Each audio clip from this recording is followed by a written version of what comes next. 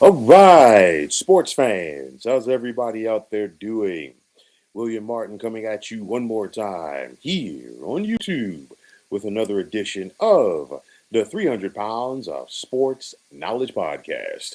So, I'm old enough to remember when I was ridiculed a couple of years ago by some folks when I said that it was a mistake by the Atlanta Falcons to sign veteran quarterback Kirk Cousins and then a month later use the eighth overall pick in that year's NFL draft to take quarterback Michael Penix Jr. Well, the people who were responsible for these mistakes are no longer employed by the Falcons. We saw general manager Terry Fontenot and head coach Raheem Morris let go right after the conclusion of the regular season that just ended. Okay, now another part of that equation is set to depart the ATL as new Falcons general manager Ian Cunningham has announced that the team plans to release veteran quarterback Kirk Cousins when the new league year begins next month. Now, in releasing Cousins, the Falcons will absorb the $26 million cap hit for the upcoming season, while it will also close the book on one of the biggest boneheaded decisions by an NFL front office in recent history. Back in 2024, the Falcons gave Cousins a 4-year deal for 180 million, and 100 million of that was guaranteed. And then they followed that up, like I said, by taking Penix in the first round. Now, you can only play one quarterback at a time, and if you wanted Michael Penix, you could have gone out there and gotten yourself a veteran quarterback to mentor him at a much cheaper rate. You basically paid Kirk Cousins to go out there and be a starter. And again, $180 million with 100 of that being guaranteed. Um, Raheem Morris and Terry Fontenot, they attempted to spin this as if the move made sense. Like I said then, it didn't make sense, and it clearly didn't. The Falcons went into the 2024 draft in need of an edge rusher because they had one of the worst pass rushes in the NFL in 2023. They were near the bottom, okay, as far as sacks went. But Raheem Morris, who is a defensive coach, decided to pass on Dallas Turner, who went to the Minnesota Vikings in favor of Penix. And then, of course, in the following draft last year, we saw Atlanta trade up in the first round to take edge rusher James Pierce. And it was costly. Why? Because that move cost the Falcons a first round pick for this year, which is in the top 10. And that pick goes to the Los Angeles Rams. It might cost the Falcons even more. Why? Because James Pierce was arrested earlier this month. We don't know what the ramifications of that are going to be through law enforcement with the courts or the NFL. So we've got to wait and see what happens there with him. And as this new management group in Atlanta doesn't see a future for Cousins there, does the veteran quarterback still have one in the National Football League? I absolutely think he does. Okay. And I think Kirk Cousins' agent is going to be on the phone. He's probably on the phone already looking to wheel and deal to see if one of these teams that's out there that needs a quarterback would be interested in him. You got to wonder, would a team like the New York Jets take a flyer on a 37-year-old quarterback like Kirk Cousins? Well, I'll tell you like this. The Jets went out there last year and spent money on Justin Fields. It clearly didn't work out. I'll tell you like this. There's not a lot of quarterbacks that are, or good quarterbacks rather, that are going to be available in this upcoming draft. If you are Aaron Glenn as the head coach of the Jets, you've kind of made your bed with this mess that's going on for the Jets, at least for 2025. You might not get a 2027. You might need to go out there and, or not might, you do need to go out there and address the quarterback room for your team. Maybe a guy like Kirk Cousins could fill that void. Could we see a reunion with Kirk Cousins and the Minnesota Vikings? I mean, you think about it, the Vikings quarterback situation right now is a mess. We saw the GM there get fired. Everybody's trying to place the blame on him for drafting J.J. McCarthy. They let Sam Darnold go after Darnold had a big 2024 season. Of course, Darnold went on to the Seahawks, had a big 2025 season there. And of course, Sam Darnold helped the Seahawks just win the Super Bowl while the Vikings failed to make the playoffs. And of course, now some people within that organization look like they're having reservations on J.J. McCarthy. Well, guess what?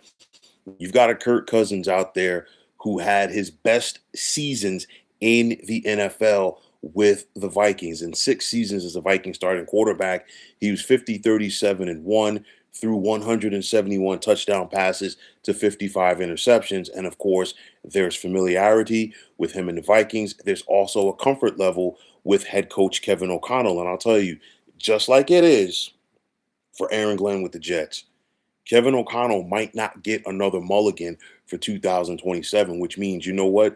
Bringing in a Kirk Cousins to compete and possibly replace J.J. McCarthy at quarterback could be very enticing there. Could we also see a Kirk Cousins in play just simply to be a backup and a mentor to a youngster? I'm going to throw out a scenario right now. We've got the Vegas Raiders. They've got the first overall pick. Everybody who's anybody knows that the Raiders are going to take Fernando Mendoza first overall. The question is, do you want to throw Fernando Mendoza to the Wolves right away? Or do you want to have a veteran quarterback who could maybe start at least a couple of games for him, allow him to get his feel of the NFL, and then hand over the keys to the franchise? That's something else to think about right there. But I truly do think, because there's going to be a quarterback shuffle this offseason around the NFL. I think what Cousins is in his camp are going to try to do first, they're going to try to see where he can go and be a starter, not just a seat warmer, but a starter. And I'll tell you like this, there's more teams that need quarterbacks, starting quarterbacks in the NFL than there are quarterbacks who are available. So I guarantee you, at 37 years of age, clearly Kirk Cousins' best years are in the rearview mirror. But guess what? Somebody, and I do mean somebody, is going to take a flyer on him. And I think when training camps start over the summer, Kirk Cousins is going to be a starting quarterback, excuse me, for one of these, excuse me, NFL teams. But getting back to the Falcons and this fiasco with Kirk Cousins, excuse me for one moment. This Falcons fiasco with he and Michael Penix is just another example of how a bad offseason can set the wheels in motion to set your franchise back. I'm a firm believer that if you miss on a first round pick, especially in the top 10, it sets your franchise back. When you miss on spending big money in free agency on a guy, it sets your franchise back. And I really don't understand what the Falcons and, of course, Terry Fontenot and Raheem Morris were thinking when they said, you know what? Not only are we going to spend big money on Kirk Cousins, we're also going to use a first round pick on a quarterback. Again, if you wanted to draft Michael Penix Jr., fine. Go out there, get a backup quarterback where you're probably, paying him about $5 million, not $100 million guaranteed, 180 altogether. Because again, you don't pay somebody that type of money to come in and be a backup. And that's basically what the Falcons went out there and did. And I guarantee you, this 2024 offseason for the Falcons, where they completely screwed things up, this is going to be studied for years to come in regards to how not to handle your quarterback situation. So looking at what the Falcons have to do going forward, it's going to be up to their new head coach in Kevin Stefanski to get the most out of Michael Penix Jr. But at the same time, is Stefanski and this new Falcons front office sold on Michael Penix to be the guy? Because again, everybody who had a hand in bringing Michael Penix to Atlanta is no longer in that building. Nobody that is there is attached at the hip with this guy. So you've got to wonder what the thought process is going to be there. Stefanski's going to have some leeway and say, hey, you know what? This is not my guy. We got to go in another direction. And I guarantee you, the people that brought him in this case, in my opinion, I do feel would side with the coach if that were the case. But we've got to see how that works out.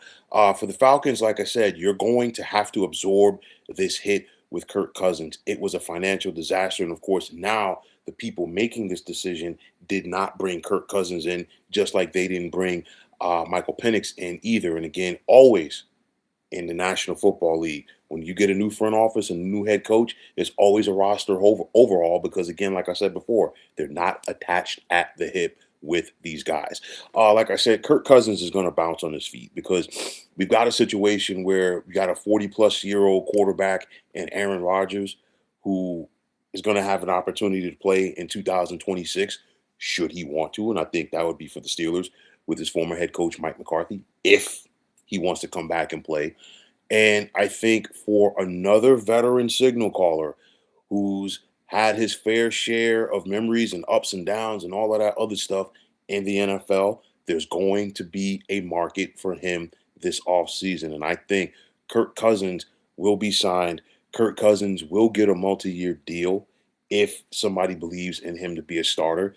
And maybe he doesn't get the multi-year deal, but nonetheless, Kirk Cousins is going to be on somebody's roster for 2026, and Kirk Cousins more than likely is going to have an opportunity to start as well. So at the end of the day, this new Falcons regime, they're trying to right the wrongs of their predecessors. And we know that Kirk Cousins is going to be done there. It's going to be interesting to see now what happens with Michael Penix. And the only thing at this point is what area code is Kirk Cousins going to be working in now? Because, like I said before, one of these teams that needs a quarterback is definitely going to come calling for his services. But nonetheless, this was a huge mistake by the Atlanta Falcons. It really set this franchise back. There's no ifs, ands, or buts about it. And at the end of the day, that screw up, in my opinion, from two years ago, ultimately led to Fontenot and Raheem Morris losing their jobs in Atlanta. But folks, that is going to wrap it up. And as always, I want to take this time out to thank each and every one of you for checking out the 300 Pounds of Sports Knowledge podcast here on YouTube. And as always, if you like what you heard and saw on this podcast, you know what to do. Just hit that like button as well as subscribing to this channel. And like I always say, it's greatly appreciated. Also, if you are on the X, formerly known as Twitter, you can check me out anytime at 300 Pounds of Sports. And like I always say, if you give me that follow, it'll be my pleasure to do the same in return. That also goes for Instagram, where you can check me out at 300 Pounds of Sports Knowledge. Also, if you are on Facebook, be sure to check out the Sports Depot 365.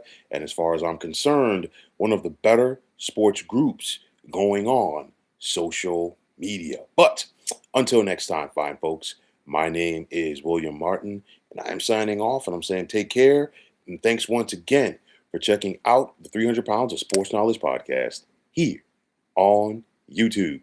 Be well, everybody.